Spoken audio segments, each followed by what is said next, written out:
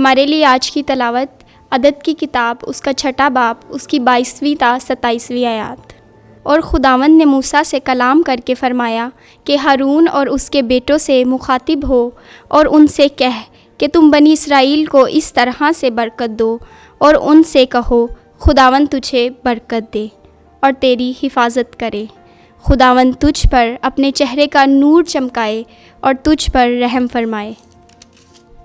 खुदावंद अपना चेहरा तेरी तरफ मुतवज्जा करे और तुझे सलामती बख्शे और वो मेरा नाम बनी इसराइल पर पुकारे और मैं उन्हें बरकत दूंगा।